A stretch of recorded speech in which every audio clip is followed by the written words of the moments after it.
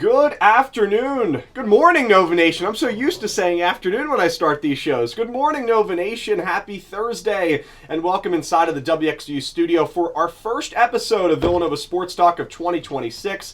Glad you could join us. Hope you had a great holiday season. David Szczepanski alongside Steve and Cain. Steve, there's, it feels like always, especially around this time of year, there's always so much to talk about. We'll dive into it over the next 60 minutes. We'll talk about the new time slot. Of course, it is Villanova Sports Talk from 11 to 12. But just great to be with you, buddy. How you doing? It feels like winter once again outside, which I guess is good for the college basketball landscape. Big games coming up over the rest of the week. You said it, right? And it's a very busy time, right? Villanova, men's basketball, women's basketball, kind of at the midpoint of their seasons, maybe a little bit beyond that. And again, Villanova playing St. John's on Saturday, huge game, battle for potentially sole second place in the Big East. And then the women's team, right, tonight at 7 p.m., trying to be the David to UConn's Goliath, hopefully pull off what would be a huge upset at Gamble Pavilion tonight at 7 p.m. So we'll talk about both those games, and then Nova Football, some news there on the transfer portal front, kind of just give a breakdown of the roster,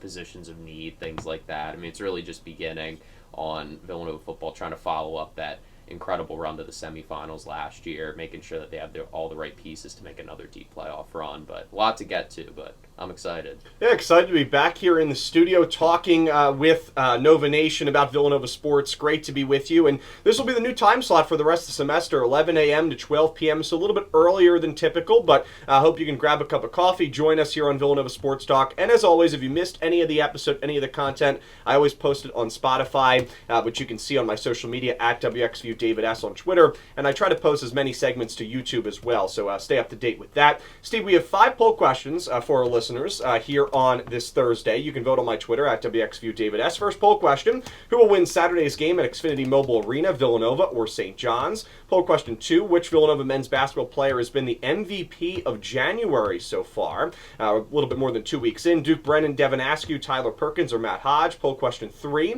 as of right now, do you think Villanova women's basketball makes the tournament? Yes or no?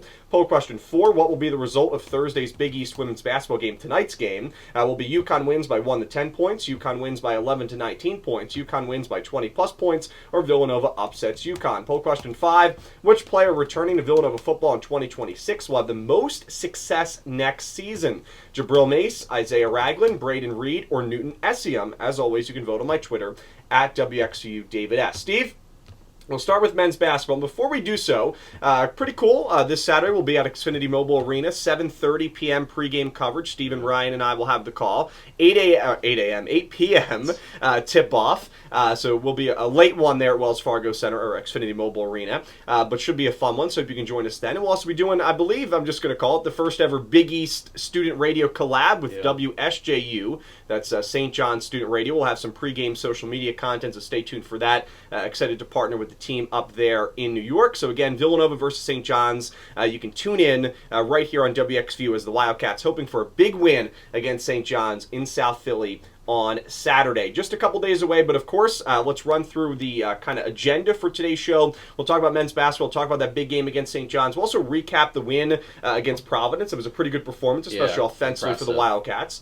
We'll also, of course, talk about the latest around Villanova women's basketball. This is kind of the point in the schedule, Coach Dolan talked about it, where they have a little bit of a break, right? They went through such a crazy kind of early, middle part of December and even kind of early part of January, slowing down a little bit, so Villanova will have some time off and trying to, of course, get prepared for a really tough Huskies team tonight. We'll preview that game for you, and then also we'll do a net ranking check-in for men's and women's basketball. We'll talk about Ken Pond, the AP rankings. I think there's a really interesting stat on Bart Torvik regarding Villanova's perimeter defense. We'll talk about that coming up over the next 60 minutes, and then we'll end today's show, of course, with Steve and I, our thoughts on the poll questions, and just talking about Villanova football's offseason. So a lot to get to. We'll cover 3 different sports, really in specific ways over the next 60 minutes. Steve, without further ado, let's just get right into it, talk about Villanova men's basketball, to win against Providence the other day in Rhode Island. Always a tough place to win.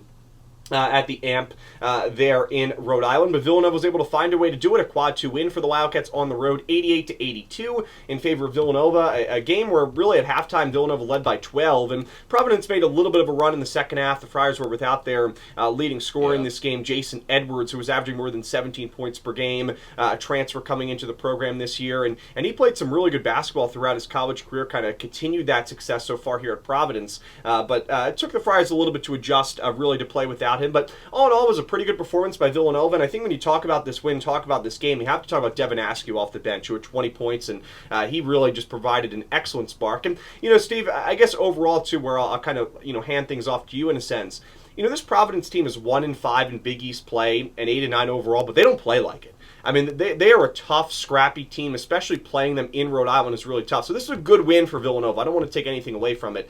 Even Providence without Edwards, they battled, and this is a good win for Villanova, good win for the resume at quad 2 as of right now, and now Villanova going to get ready to take on St. John's. And especially since, as well, Villanova came into the game as just 1.5 point favorites, although I do think the Jason Edwards being out news, right, if that maybe was announced a little bit earlier, maybe the line would have moved more in favor of Villanova. And again, Edwards, right, was the leading scorer in the Big East, was just playing really good basketball ever since conference play began. But still, nonetheless, as you said, really tough place to play and a tough place to win, and Villanova did that, right? And you could tell Providence was really trying to get back into the game, right? They have the leading Big East scoring offense in points per game, and Villanova, right, they gave up 82 points defensively, but offensively they did what they needed to do against a pretty poor Providence defense that struggles to defend the three-point line. Villanova shot 36% from beyond the arc, struggles to limit ball movement. Villanova had 21 assists. They dominated on the boards on both sides, 32-8 in bench points. We were talking about after some games prior, after the Creighton loss, the concerns about Villanova's depth. I think definitely maybe the team must have hurt us, right? 32-8 in bench points, and Devin Askew in particular was really impressive to me, just because 20 points, but also the other stuff, right? 7 assists, 1 turnover, was really good defensively, and it just feels like he's found his touch with just backing people down in the post, hunting mismatches, and shooting those fadeaway mid-range jump shots. It feels like it's money every single time, and knocking those shots down from 3 as well, just being another option for a Cain Lewis, who had 8 assists. He didn't score the basketball as well compared to the last 2 games, right? He was averaging 20 and 7.5 in terms of points per game and assists per game over his last 2, which is ridiculous. But he only had 7 points this game, but had 8 assists, so he was doing a lot in terms of distributing and playmaking. And again, we've been saying it all year. You have Lewis kind of being the main distributor, and then you have Askew, Perkins, Hodge, and Bryce Lindsey, all as really capable 3-point shooters. It's a real combination. So, and again, and defensively, right, I think the interior defense, a bit suspect. I'm sure Coach Willard wasn't happy with it, right? He talked about it, right, giving up a lot of 2s, especially in the first half, right? They gave up 74% from 2. They were outscored in the paint by 4. They were outscored by 2 in terms of second chance points. So that was the real issue. But the 3-point defense was okay. It wasn't bad. It didn't hurt Villanova, and it feels like it's definitely turning a corner, right? They're now in the 250s. They're slowly climbing back to average, which is huge. And again, they forced turnovers. They really won the assist battle. They got to the free throw line more. They just took a lot more shots than Providence. So it was really impressive, because I think Providence actually slightly outshot Villanova from all 3 levels, and Villanova still won the basketball game. Through good rebounding, good ball movement. Again, the turnovers being key, getting steals, fast break points, all that. So it was really impressive. I thought again, it would have been a tough place to win, especially after a tough performance against Marquette, where you just barely win a quad 3 game. They really came out firing on all cylinders. And how about 14 offensive rebounds as well in this game, which really helped Villanova, continue to score in the second half when Providence made a little bit of a run, kind of cut it down to about 6 points in terms of the lead for Villanova, kind of with about 6 or 7 minutes left to go in that second half there in Rhode Island. But what I will say is that, if you're even able to get, 80% of what Villanova was able to get out of Devin Askew and Malachi Palmer off the bench on a regular basis, that makes this team so much more tougher. I mean, Devin Askew at 20 off the bench, 3 for 7 from 3-point range. And, he did talk about it, as I said, I believe on the broadcast against Creighton the other day.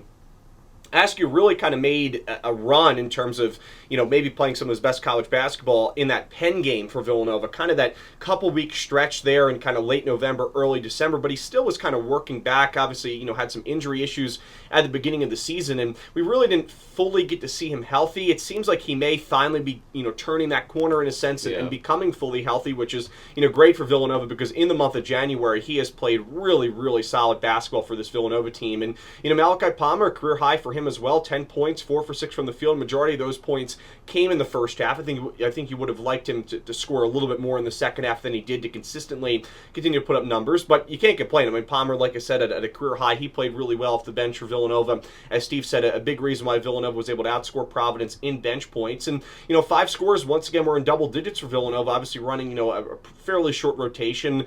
Braden Pierce played just 4 minutes with 2 points. And, I think it was also impressive, Steve, because in this game and kind of over the last couple of weeks, Bryce Lindsey has struggled. I mean, he was just 2 for 10 in this game for Villanova with 9 points against Providence.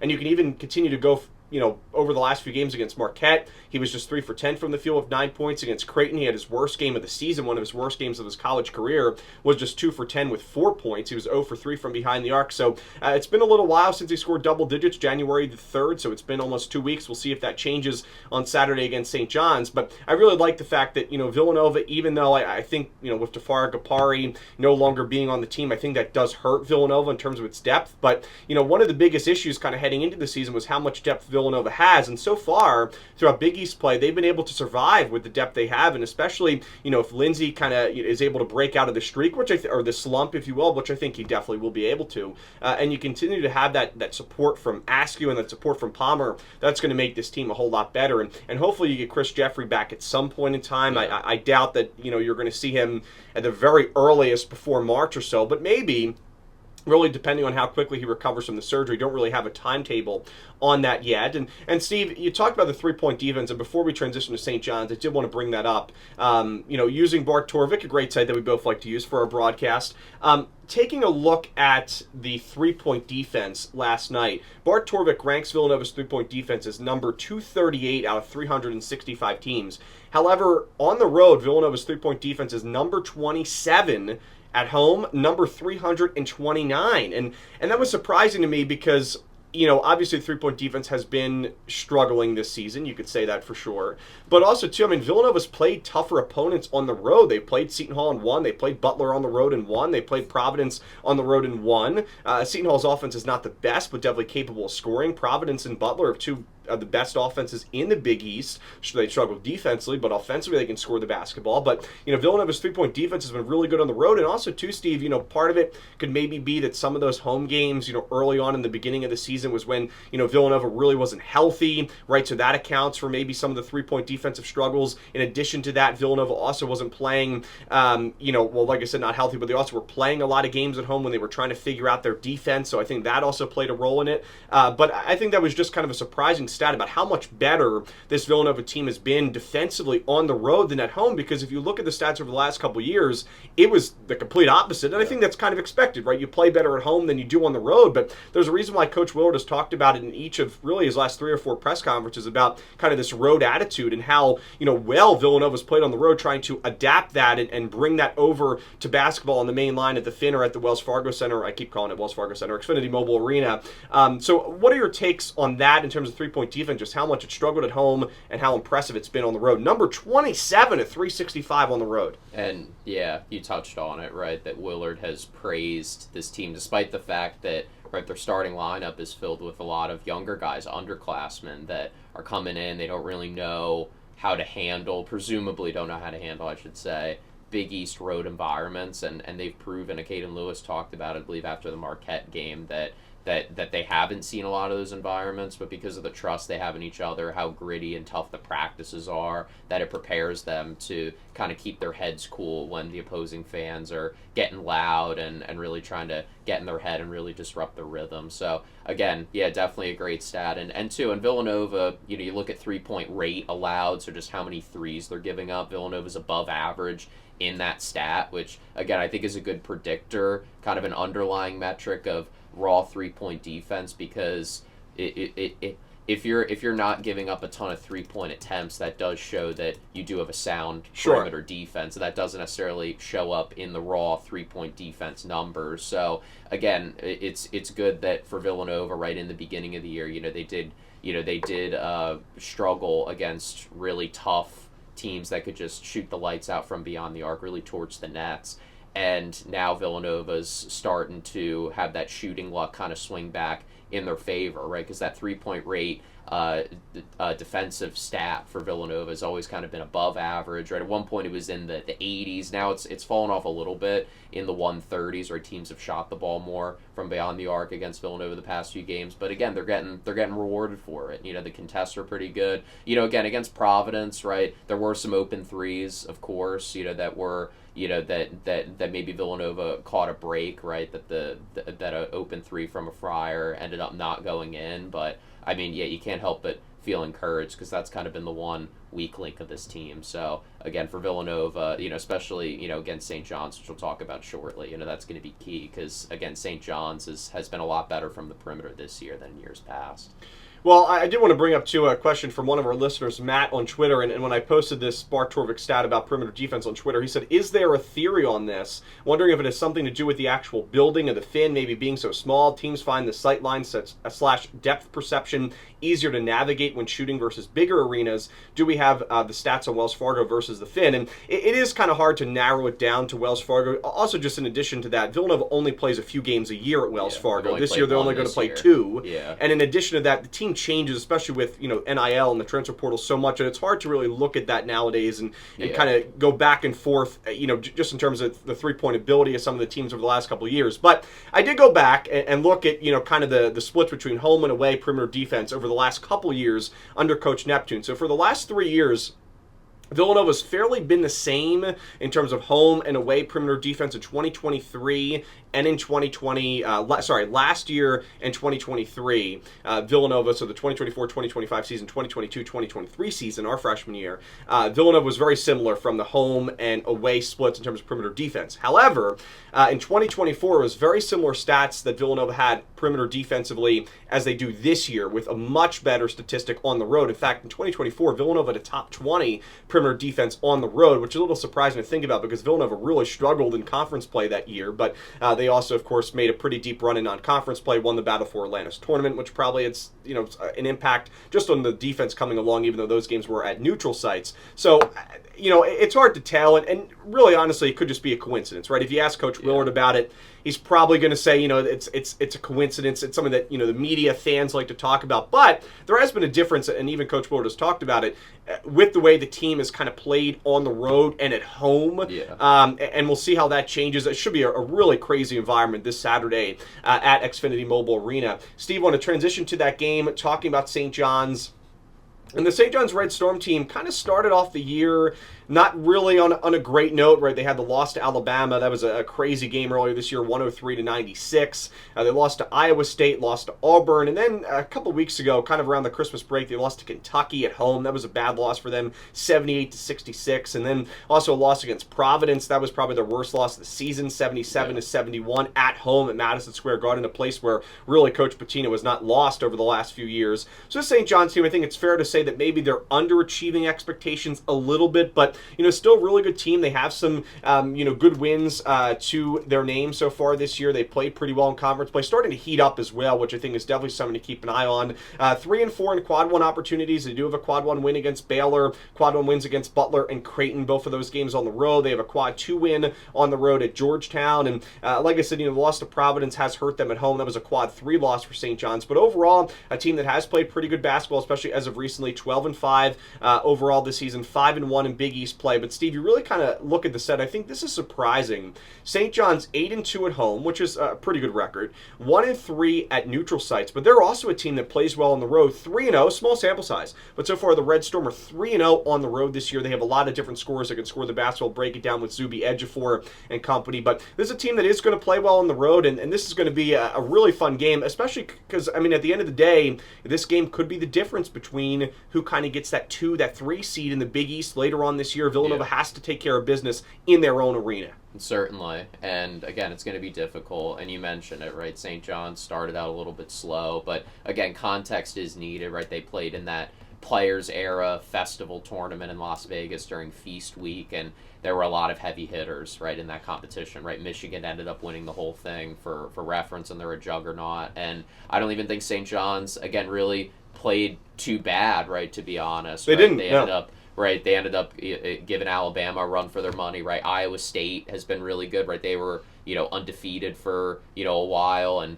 they've been super solid really throughout the entire season in the Big 12, right? Auburn wasn't too bad. And then, right, Kentucky, even though maybe not the greatest look, right? Pitino being a former coach at Kentucky, but still it's a quad one game. It was a neutral site game. Really, the only loss that you could say was a truly bad loss was the Providence loss. But then you hit the nail on the head. Really, after that, beating Butler, beating Creighton, back-to-back quad one wins, and then dominating Marquette, right? Which is something that Villanova struggled to do. Now, again, that game for St. John's was at home, so maybe that gave them a bit of a lift, but still, it feels like they're starting to peak at the right time, and yeah, I mean, Villanova's certainly going to have their hands full, right? You mentioned Ja'briel is back, one of the best and most physical bigs in the Big East, right? Him versus Duke Brennan is going to be a huge matchup in the post to look out for. He played really well in that last game against Providence. Has just been super solid. Seven straight games where he's had 10-plus points, and he's had 3 of his last 5 games have been 20-plus points. So he's been incredibly solid, just scoring on the inside. And I think what's surprising too, David, is again, with Bart Torvik, you can look at players and kind of just how they've progressed throughout their career. And you think of Zuby Ejiofor as just a very physical player, and his strength is on the inside, and he's a great shot blocker, and a lot of this is true, right? And he can steal the basketball, he can get to the free throw line, but his assist rate has really skyrocketed, right? You look at his past few years, right, freshman year, just around 5%, but then last year, 10%, made a bit of a jump, and then 2025, 9%, but this year he's at almost 20%, and, I noticed that in the last game against Marquette, right, having 3 assists, and that's kind of a low outcome for him, honestly, this year, which is just crazy to say. So kind of similar, I think, even to Duke Brennan in that regard. Like, Duke Brennan, doesn't have as high of an assist rate as Ejiofor's, but, kind of a forgotten part of their game, really, with both those players, I would say, is obviously the attention goes to the rebounding and getting to the foul line and being physical, but they can also pass the ball right in the post and kind of hand it off to a cutting guard to the rim, right? They can do kind of sneaky things like that. So I'm curious to see, again, Ejiofor versus Brennan. That's really going to be the big matchup. It's a good matchup indeed. And also, too, Steve, I mean, they have other scorers that can score. Bryce Hopkins, you kind of forget about him because of the injuries over the last couple of years. Obviously, the Providence transfer at one point in time hasn't really shot the ball all that well from behind the arc this season, 30%, but he's scoring more than 13 points per game. Also, too, Uzziah Sellers had a great game for St. John's against Marquette the other day. He scored 24 against the Golden Eagles. He's also having a good season. He's a transfer from Stanford. He's shooting 41% from behind the arc with a little bit more than 11 points per game. And then also Ian Jackson comes in. He's playing about 20 minutes per game. He'll come off the bench at times, too, for St. John's. He's averaging about 10.7 points per game as well, and specifically in that game against Marquette, Jackson was in the starting lineup, scored just 4 points in 18 minutes. Did struggle a little bit, but Coach Pitino kind of runs a somewhat deep rotation. We'll see, how much that plays a factor in this game against Villanova on Saturday. But, offensively, they score 86 points per game. They shoot the ball pretty well. As Steve said, really kind of the complete opposite from what St. John's did last year, right? This was a team that really struggled from behind the arc, and that was one of the biggest kind of weaknesses of this team, hurt them in March Madness. But this year, 36% from behind the arc, and really the two biggest pieces to that has been Uzziah Sellers, who's a great three-point shooter, and Ian Jackson shooting 36% from behind the arc. So they've gotten some much better three-point shooting this year. That was definitely something that I know Coach Pitino wanted to focus on in the portal, was bringing in some better shooters. He did just that. And also, to the St. John's team, like I said, 86 points per game. They do, pretty good job at limiting turnovers, and defensively, they're also really good. And this is continuing kind of the bread and butter of Coach Pitino and St. John's over the last few years, a team that likes to rebound the ball really well. They like to play pretty good defense, and they give about 72 points per game. But Steve, you look down those numbers in conference play, also at 72 points per game. So that even accounts the non-conference stats when they did play some of the better teams in that Players Era Festival. The Iowa States, the Auburn, the Baylor teams that they had to play during Thanksgiving week. And then, also continuing to break it down, they do force a lot of turnovers per game. They force 15 turnovers per contest, so Villanova has to be ready there. And, this is also a game that I think something you have to talk about is just with foul trouble, right? Villanova has gotten into some foul trouble over the last couple games, specifically in that game against Marquette about a week ago. And this St. John's team, these battles are always very physical. We saw it last year in both of the games at MSG and at the Finn that Villanova was able to win against Coach Pitino and the Red Storm. But you have to be ready for a physical battle. I mean, you always talk about that in terms of conference play and Big East play, but I think it means a little extra when you're talking about St. John's. This is a physical team. Coach Pitino is, does an excellent job as the head coach of this team. Always gets St. John's ready to go. And like I said, this is going to be a really entertaining game, and it's going to be honestly in my opinion, one of the best Big East games of the year. Villanova versus St. John's. The conference, as we talked about, having a little bit of a down year, so this is going to be a big matchup on Saturday in South Philly. It'll be huge, right? And again, battle for solo second in the Big East, right? We're not even, we just passed, the 25% complete mark, you could say, in the Big East schedule. So it is still early. Obviously, the outcome of this game doesn't mean that Villanova's definitely going to be the 2-seeder, and then St. John's is going to be the 3-seeder, vice versa. But still, just really huge and a great litmus test for both programs to see where they're at, right? Villanova's kind of been maybe the surprise, you could say, right? UConn, of course, being great once again, but again, I think people kind of expect that, right, from Coach Hurley. It's consistent excellence. Really, outside of that, people were a bit down on Villanova coming into this year, right? Year one under Coach Willard, playing a deep rotation, a lot of young guys, maybe some unproven talent, and they've surprised a ton of people, not just in the Big East, but across, the national media landscape. And then St. John's started out slow, but it really feels like they're picking up, and again, right, just looking at their stats, it really is remarkable because, again, they're known as a team that gets a lot of offensive rebounds. They're top 20 in offensive rebounding rate this year. They're top 40 in free throw rate this year, which kind of lines up with how they play in years past. They force a lot of turnovers, top 20, or top 25, I should say, in turnover rate forced.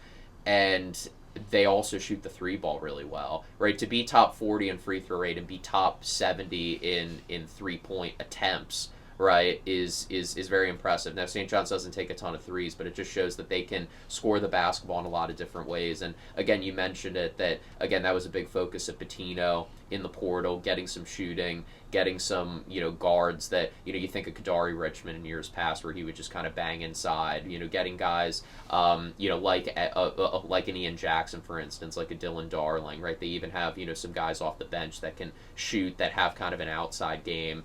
And it just feels like a team that has a lot more weapons, and it's just surprising because last year they were so good, right, at their style, and it feels like this year they've gotten better at diversifying their style, and they're only 12-5. So, and it feels like they're starting to play their best basketball really when the games start to count, when you get in the thick of conference play. So again, it'll be interesting, right? St. John's 72nd in 3-point percentage, as I said. Villanova 237th in 3-point defense. We talked about it. I think that's going to be really interesting, right? If Villanova can, and then on the other end as well, kind of win that battle in terms of the 3-point shooting when they have the basketball. That's something I'm looking for as well. And St. John's as well. One final thing, they're top 60 in tempo, which is very surprising, right? Because you think, okay, offensive rebounding team, they like to get to the free throw line. You just think that they're kind of slow and physical, or that they're physical and that by nature they're probably slow, but they can speed it up. They can play really quick, and Villanova likes to play slow, so the tempo battle will also be key.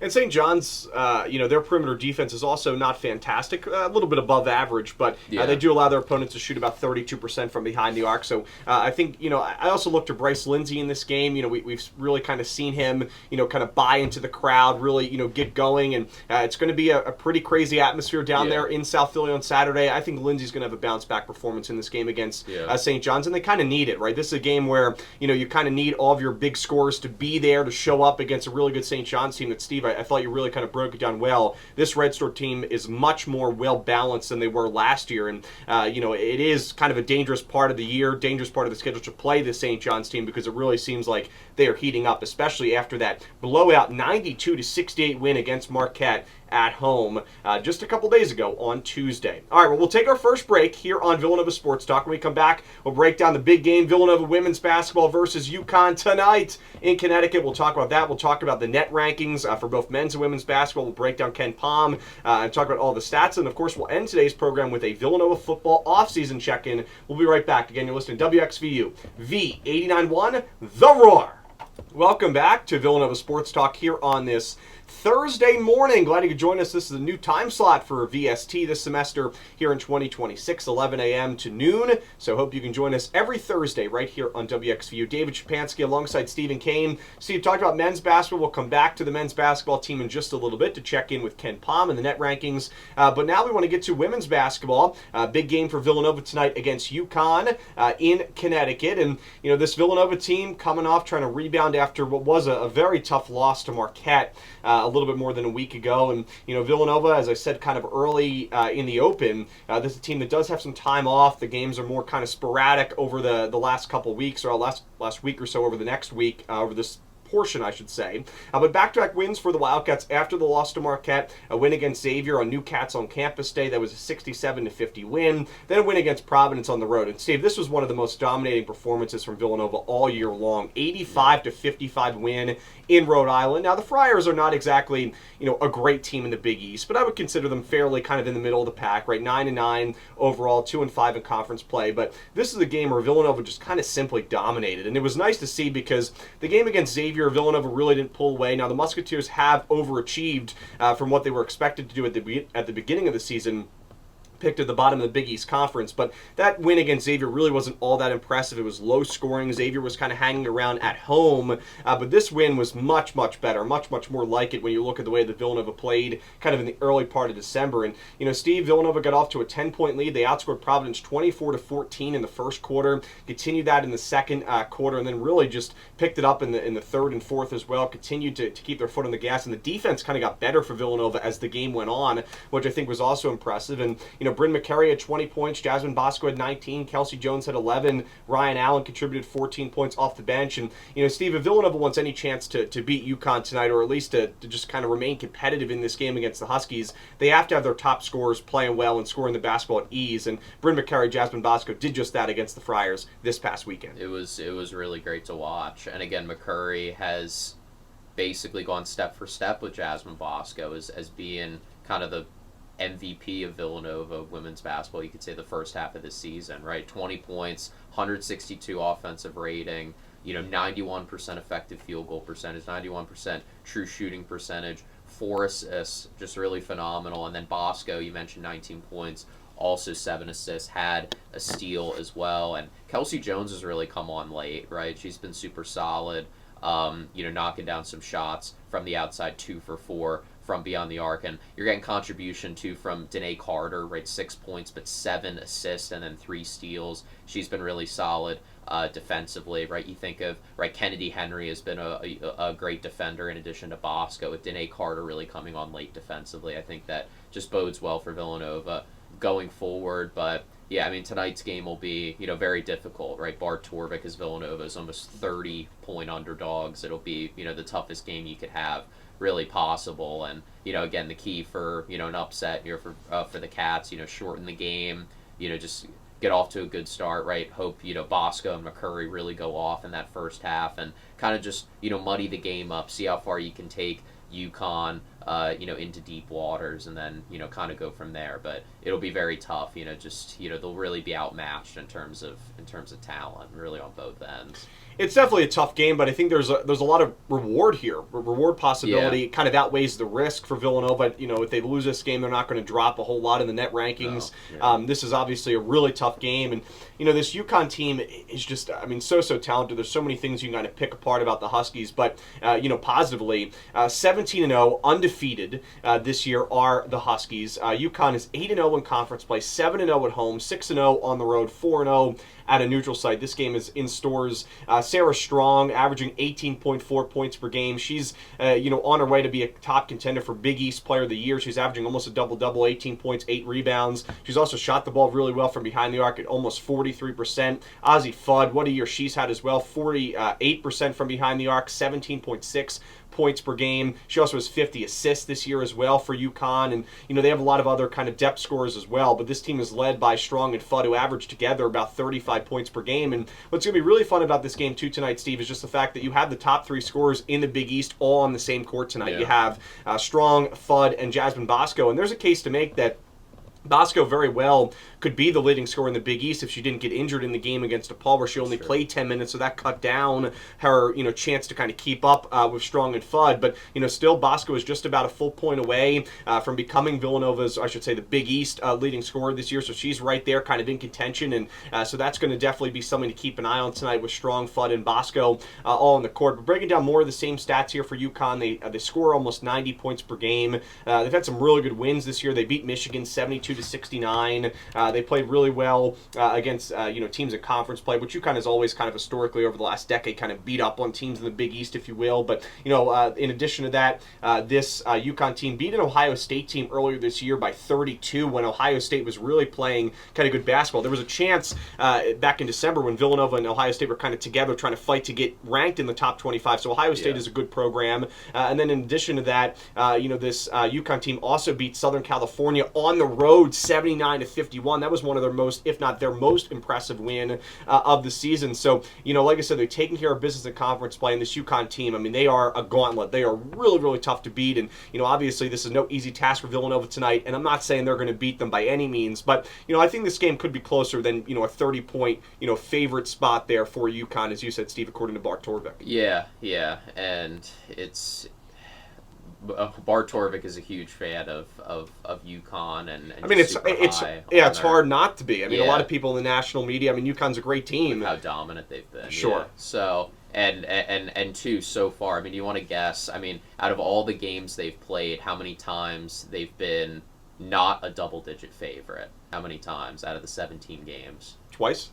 Yeah, just once, right? Which is crazy. And a majority of the games. Was it Michigan? Yeah, it was against Michigan. Yeah, they were 8-point favorites. Wow, so but it's still very close to almost 10-point favorites. So and again, just reading out, the rest of the schedule, the projected lines, right? 29-point favorite tonight against Villanova, 28 against Notre Dame, 33 against Georgetown, and then you just see 26, 47, 25, 49, 46, 44. You get the idea. And what was the line against DePaul? I know we were talking earlier. UConn defeated DePaul 102-35. Yeah. I believe they were 60-point favorites and covered. Yeah, well, or they were only 48 points. 48 points. Yeah. Okay. Only. Okay. But only. But won by more than 60. So, but incredibly dominant, right? And I think their interior game is super sound, right? They lead the country in 2-point percentage and 3-point percentage. That'll definitely get it done. It's definitely hard to beat that combination, but they're also 7th in 2-point defense, and they're great at turning teams over, right? 4th in turnover rate forced, 17th in turnover rate allowed, right? They're good at not giving up free trips to the free throw line. They're top 30 in free throw rate allowed. So, and again, just the superlatives you could throw at this team go on and on, right? You mentioned, Sarah Strong, Azzy Fudd, KK Arnold's playing really well. She's a top 3 assist player in terms of just raw assists per game and assist to turnover ratio. About a quarter of UConn's buckets are a result of KK Arnold and her assisting other teammates in scoring the basketball. So just really solid. In terms of the potential pathways for a potential upset, Villanova, they're 10th in 3-point percentage. They've been really good at shooting the lights out from beyond the arc. UConn 137th in terms of defending the 3. So maybe there's a potential path there, and you're thinking if you're Villanova, you're a huge underdog. That's probably the way to get it done, is just hope it's a high 3-point variance game, right? Of course, on the other side, UConn's 1st in 3-point percentage. Villanova's 117th in 3-point defense. Villanova's above average in defending the 3. You just got to hope that swings your way. And again, I think too, Villanova offensive rebounding, or Villanova defensive rebounding 73rd, UConn 55th in offensive rebounding. If you limit UConn's second chance points, right, they're really good at obviously shooting the 2 and defending the 2, but if you just hope for kind of an off shooting night, you grab some rebounds, you knock down some threes on the other end. And one more thing too, for Villanova, they're excellent at assist rate, 9th in assist rate, 13th in assist rate allowed. UConn, in terms of offense, they kind of hang with Villanova, 8th in assist rate, but they're 290th in assist rate allowed. And this Villanova team is super solid at distributing the basketball. So if they pass the ball well, they knock down a bunch of threes, they kind of hope for an off shooting night from UConn, they keep them off the boards.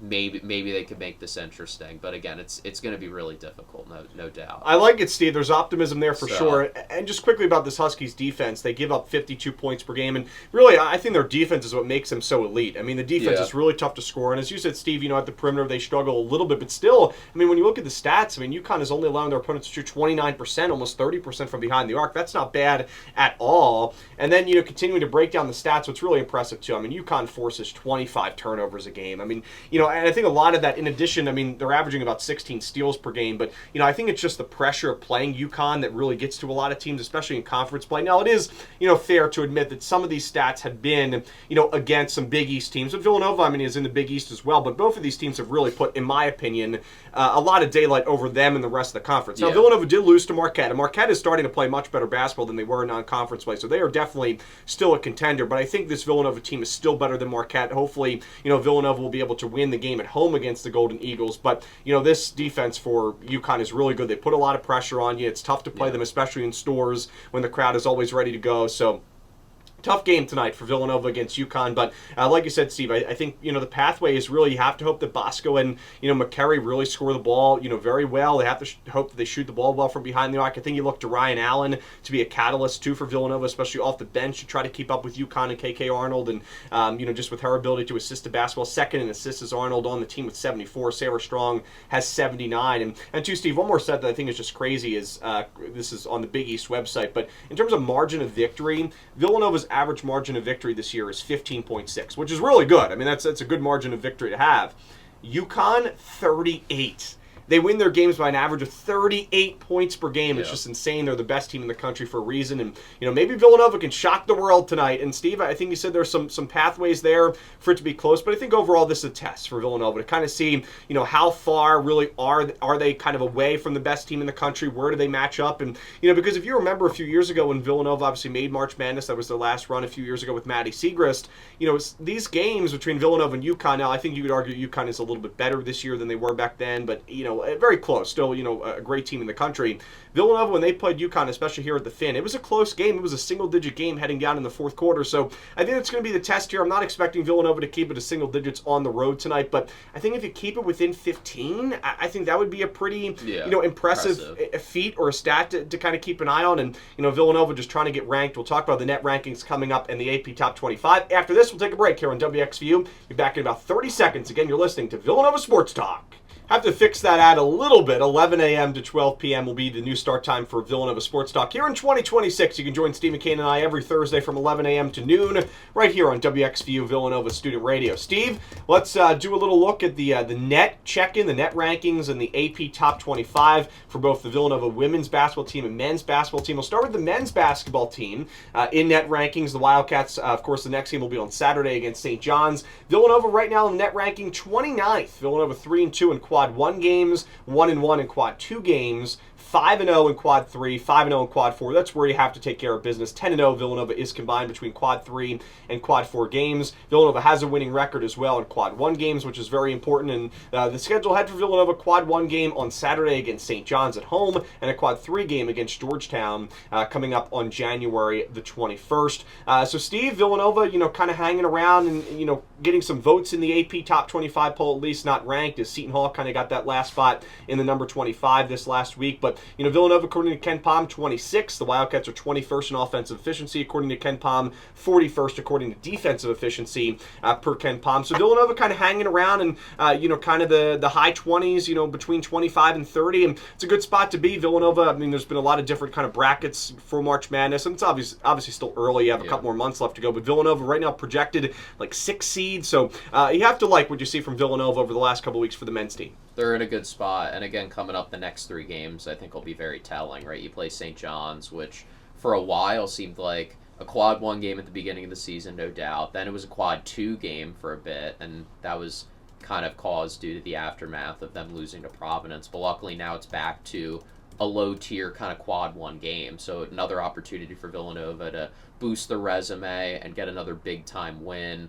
Right, they've had, big wins against Wisconsin and Seton Hall and Butler, and they can add to that on Saturday, and then they play UConn next Saturday, the men's team, which again will be really tough, right? UConn is third in the country, and funnily enough, Ryan and I were watching obviously the Villanova Providence game, but then after the UConn Seton Hall game, and Seton Hall definitely gave them a run for their money. It's kind of a house of horrors.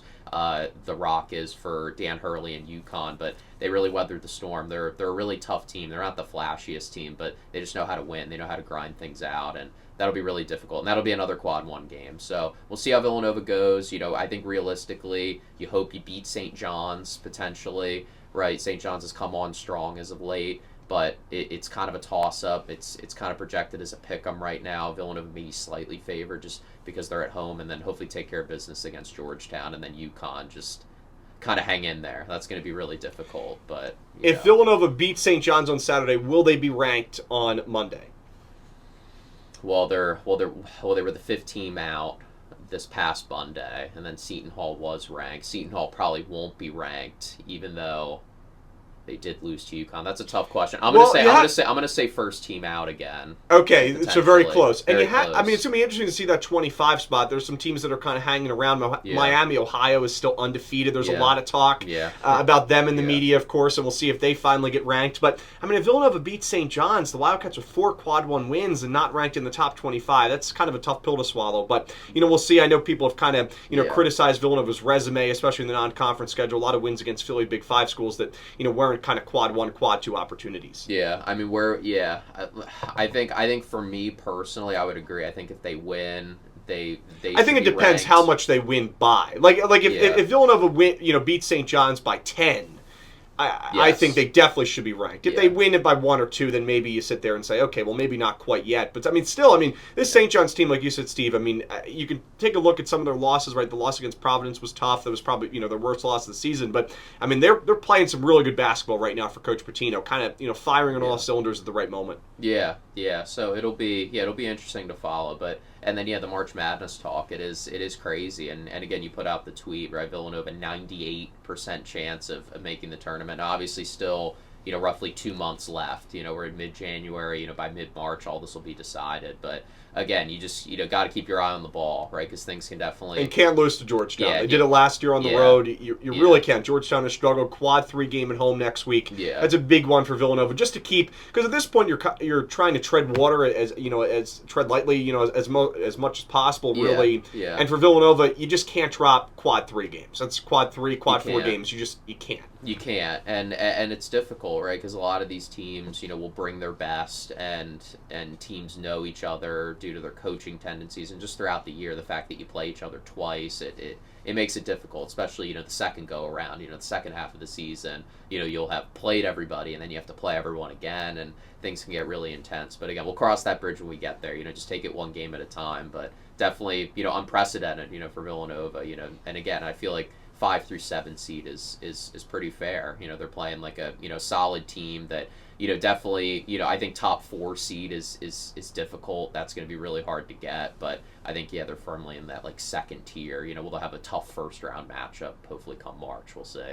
Here we go, getting ready for March Madness. Excited to talk about it here on Villanova Sports Talk. And then for the women's team, also in pretty good shape as well. Villanova ranked 34 in the net rankings, did not receive any votes in the AP Top 25 poll last week. But some good news for them. Villanova is 1-0 in quad 1 games, 3-3 in quad 2, and that's where some of the losses have hurt them, because for Villanova, especially in conference play, there's not a whole lot of chances at quad 1 opportunities other than UConn. Yeah. So, and obviously those games are nearly impossible to win.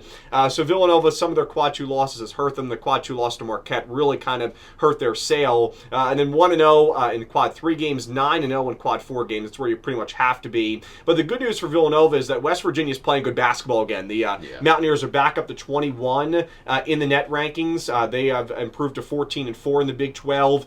So Villanova, that's good news for them. Villanova had the quad 1 win against West Virginia. Good for the resume to continue to see West Virginia get better and better. It's going to be tough, especially now at this point in the season, for Villanova to get ranked in the top 25, because like I said, there really isn't a whole lot of opportunities to bolster your resume a whole lot. But for Villanova, similar to the men's team, you have to take advantage of the games you're supposed to win. The quad 3 games, the games against Butler, the games against Xavier, the games against even Seton Hall, who's kind of struggled a little bit, even though they're still top 50 in the net rankings. You have to kind of take care of the games that Villanova should win. And the Wildcats have done that so far. The game against Marquette was kind of the one questionable point. But, even a loss to UConn, as I said earlier tonight for Villanova, doesn't, hurt their chances at all. I mean, they're still in pretty good shape to make the tournament. I would at least put it right now, Steve, for Villanova odds to make the tournament maybe 65, 70%. Yeah. You think it's that high? You think it's a little higher? Yeah, like 75. We'll see. I think, I think that's fair. I don't think that's crazy by any means. Yeah, because, right, Bart Torvik has Villanova ranked as the second best Big East team, right, 31st.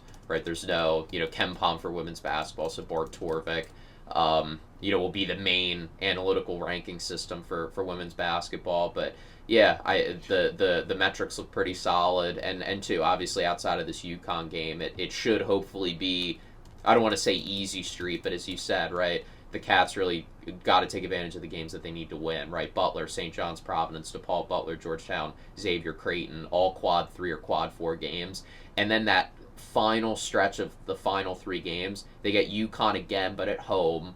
So you're thinking you never know, right? You get off to a great start. You have the home crowd behind you. I mean, they're projected to lose that game by 23, but you feel a little bit better about your chances of maybe upsetting UConn the second go-around. And then you play Marquette again, at home this time. You feel like you got to win that, right? Especially by that point, Big East seeding, will be on the line. The Cats, could be fighting for that second seed, and getting favorable matchups for the Big East tournament, and then they play Seton Hall on the road, and they're only projected to win that by 1.5. And really all those games are going to be huge for Villanova's resume. But again, if you stack a bunch of those wins, really that, what is that, a 8 game stretch after UConn, you basically go 8-0 throughout that stretch. Worst case 7-1. That should be pretty good. I mean, by that point you'd be 22-4. And it's a really good record, yeah.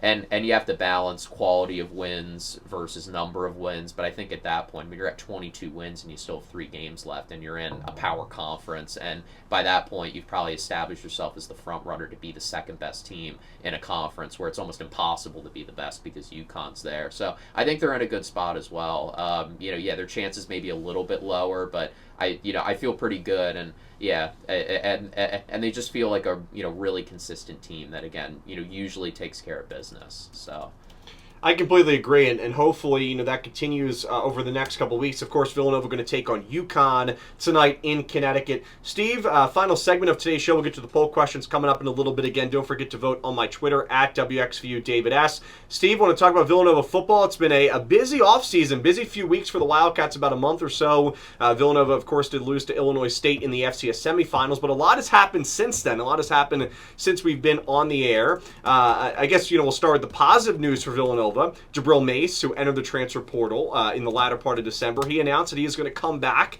to Villanova with a pretty cool video on his Instagram. So Mace will be back. Of course, broke Brian Westbrook's record against Towson earlier this year for individual rushing yards in a game in program history. So great to have Mace back. Isaiah Ragland has confirmed that he's coming back, so it's great for the running back room. And then also, too, Villanova a little bit busy in the transfer portal over the last couple hours specifically. Villanova was able to pick up a tight end from Marist within the last 24 hours. That was Brody Eaton, and Eaton has an interesting story. He committed to play at Army in 2023. Didn't see any game action that year, but he's a Malvern native. He attended Conestoga High School, not too far away here from Villanova. Played in 12 games last year for Marist with 1 reception for 5 yards. The talent is there. Hasn't gotten a whole lot of playing time. Yeah. We'll see if that changes here for Villanova. But some good news there. I guess, the negatives, if you will, for the Wildcats, just in terms of subtractions from the team. David Avitt entered the transfer portal, and he committed to play at Arizona State. So that was probably the biggest loss for Villanova. The Wildcats still trying to, of course, find a quarterback as well.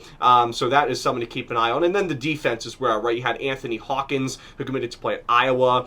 You then had Zamir Dawood, who committed and transferred to Rutgers. And then also most recently, Jamil Bostic transferred to Coastal Carolina. So there's been a lot of different kind of moving parts in terms of the defense. I think that's where Villanova kind of has to, pick up some pieces. So, Steve, what have you made so far the offseason for Villanova football? It's been interesting, and again, and expect a lot of this to pick up in the coming weeks, and we'll definitely talk about that a little bit throughout future editions of Villanova Sports Talk. But for Villanova, right, in terms of the players they've lost about, so they have 95 players on their roster. They've lost about 34, 35 of them, and 20 of those players that are lost either due to graduation or the portal or other things 20 of them sat atop the depth chart, so basically starters. Now they have an incoming recruiting class of about 13 players, so there's still definitely some spots. And there's talent on that recruiting class. Yeah. I think it's one of the best for Villanova since we've been here in our 4 years. So that's good news to see. Yeah. So, and again, and we've talked about it too, off air, a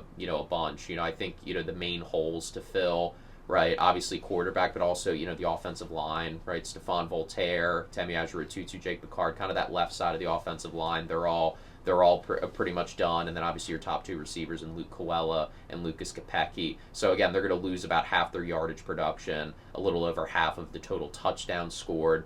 And then defensively, right, no Shane Hartzell, no Richie Kimmel, no Benawabodo, no Aiden Howard, no Capri Martin. And obviously we talked about the secondary. In addition to DeWood and Hawkins, no Christian Sapp, no Caleb Moody, and then probably no Garrett Rogan as well. And again, about 60% of Villanova's tackles, will be wiped away. Basically about half their sacks and a little over half their interceptions and fumbles. So definitely a lot of work for them to do. But in terms of Eaton, again, really solid player, right? Not a lot of time that he's had to play in college, but again, at Conestoga High School, he's actually a two-way player. He played tight end and also played defensive end, and he got rave reviews for being a run blocker. And I remember, doing prep for the show late last night, and like you see that, and you're like, oh, that's why they went and got this guy, Brody Eaton, who's 6'5", 230 pounds, has experience playing on both sides of the line of scrimmage, and no Antonio Johnson. Right? I was just going to bring that up. Yep. So it's kind of the Antonio Johnson replacement, and the Cats, they love to run the ball, they like to be physical, right? They like to. And he's committed to FAU, Johnson, as well. Yeah, so. yeah, committed to FAU as well.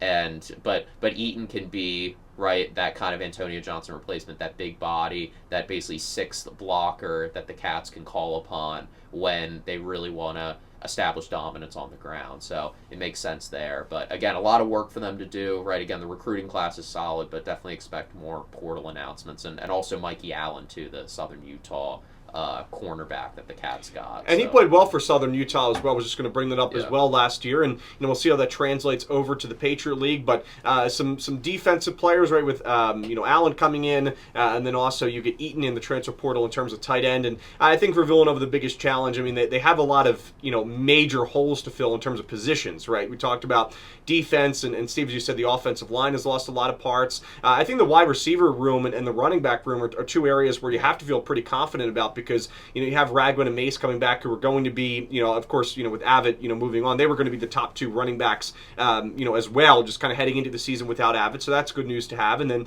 terms of wide receiver room, Braden Reed, who was excellent. You could really say was kind of Villanova's best receiver, second best receiver in the last few games there in the playoff run. Had a couple game-winning touchdowns. That's big news. And then also as well, you have Chris Colby, Brandon Minkowski, who you have to think are going to take kind of larger roles on this team. You get Eaton, who has some experience just in terms of being around Army and that locker room and that clubhouse, and then of course playing at Marist last year. And the question, I think, is ultimately a quarterback for Villanova, and kind of where they decide to go.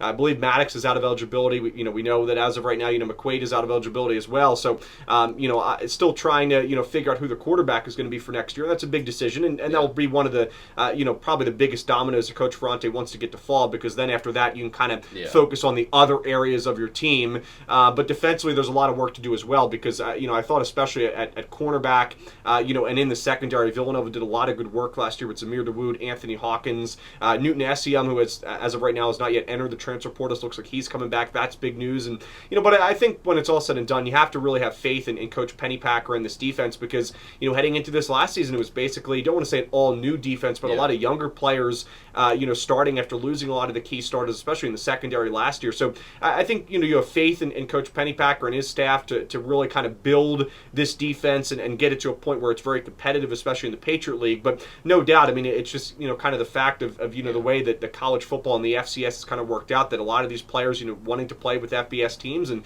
can't blame them for it. But now it's about how does Villanova kind of rebuild and get the program back on track to try to consistently continue success, the success that it's had for the last 4 years that we've been here, and even going back now for the last 6 years. I mean, Villanova really has fielded at least a competitive team for each of the years that we've been here, especially. Yeah, and you touched on the secondary too, right?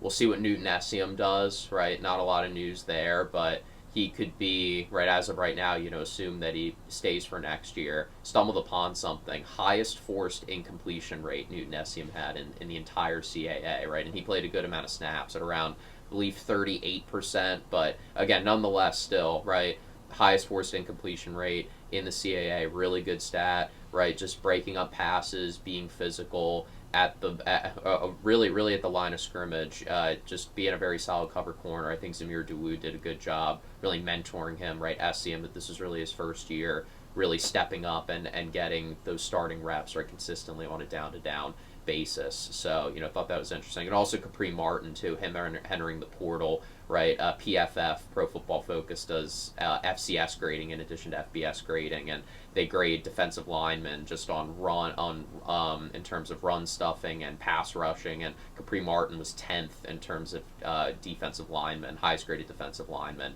according to PFF in the CAA. So that'll definitely be a hit. But again, with SCM potentially being back, right, you think, man, like he could take another bit of a leap, right? Because you're thinking probably next year he would, maybe take the Zamir Dawood spot. Oh, I've been here before. I had a great season. I can kind of really welcome the new guys into what Villanova football is all about. So I just thought that was something to shout out as well. Yeah, it definitely is. And, we'll continue to see how the portal kind of, figures itself out, if you will, over the next couple of weeks. And, of course, keep you updated here on Villanova Sports Talk every Thursday from 11 a.m. to 12 p.m. Steve, time to wrap up. Let's quickly go through the poll questions from today. First poll question: who will win Saturday's game at Xfinity Mobile Arena, Villanova or St. John's?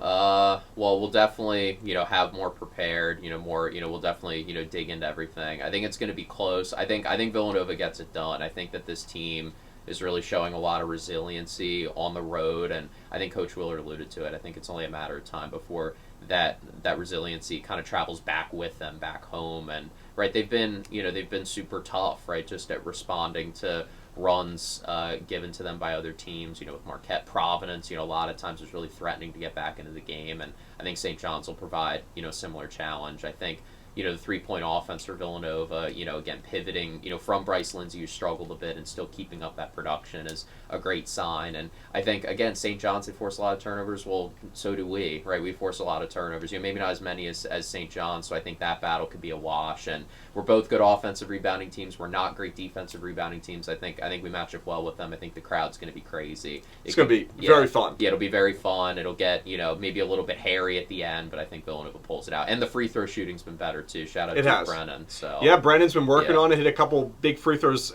in the game against Creighton. Unfortunately, it didn't really matter at the end of it, but still, that was good to see from Duke especially, and how good has he been in his Villanova career over the last couple months. I'm going to go with Villanova as well. I agree with you. I think it's a very close margin at the end of the day. I'm going to say Villanova, as of right now, wins by 3. Yeah. And we'll, of course, break it down on the pregame show at 7:30 p.m. on Saturday. Steve, 92% of our listeners, always a little bit biased, of course, thinks that Villanova is going to win. But obviously, I'm not going to say that high in terms of the chances. But I would say it's at least, maybe 55-45 in favor of Villanova as of right now. Yeah. Poll question 2, which Villanova men's basketball player has been the MVP of January so far? Duke Brennan, Devin Askew, Tyler Perkins, or Matt Hodge? Steve, where do you go? This is tricky. I think probably Tyler Perkins, but I'll also give a shout out to Devin Askew. Perkins, 14.5 points, something like that, around 14 points, 5 rebounds, and around 50% from the field over his last 5 games. So that includes the Providence game, which again, 15 points, 8 rebounds, tied for the team high in rebounds with Duke Brennan, who had 14 points and 8 rebounds. 2 assists, and he made some really big shots, right? A big, fadeaway jumper to give Villanova a double-digit lead in the middle part of the second half against the Friars. Hit a big 3 late that kind of was like the dagger, with under 3 minutes left. That gave Villanova another double-digit lead. So I think he's impressed me the most, but Devin Askew's been really good, right? Around 10.5 points per game over his last 5, and again, with Lindsey struggling, he's been a really he's been a really welcoming presence in the backcourt for Villanova. I'm going to go with Perkins as well. Perkins has scored at least 10 points in 4 of his last 5 games. And in the game against Marquette, he was still very good. He had 8 points, 4 steals in that game, 2 assists, where he didn't score double digits in the last 5. But, he had almost a second career double-double the other day against Providence. 15 points, 8 rebounds. He was really, really good. And defensively, he's always, good, plays good basketball, does T-Perk. And, he's been a fun player to watch this year. He's definitely taken that next step forward this year from last year. His first year in the Big East, he has played well under Coach Willard. Duke Duke Brennan is just always good. He's old reliable in a sense. Devin Askew, I think he's played much better over the last couple weeks, but I kind of put his name on there because I think I wanted to see how people recently, of course, Askew has kind of been the big name over the last couple games for Villanova, but also I think Matt Hodge deserves a credit and a shout out as well because he's played well. I mean, without him in that game against Marquette, they might not have won. Yeah. So Hodge he played well on Tuesday, too. Yeah, so I think Hodge deserves credit. I know that, kind of in the latter part of December, I think there was some criticism around Hodge. But as I said, before our last show in 2025, I mean, this is a guy that didn't play basketball last year.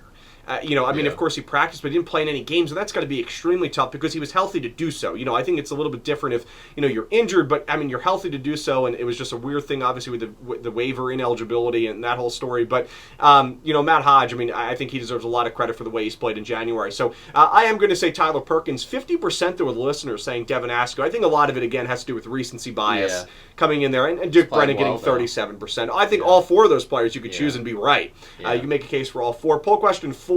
As of right now, does Villanova women's basketball make the NCAA tournament? Yes or no? We kind of said our thoughts on this earlier, but Steve? Yes. Yeah, I agree. Think so. Yeah, I think they take care of business. I think the schedule sets up favorably for them. I think for a while, through the non-conference portion, I think it was clear that I felt a lot more confident about the women's team making the tournament than the men's team. Now it's maybe flipped just slightly, but again, I think like the men's team, right, they've been so good lately.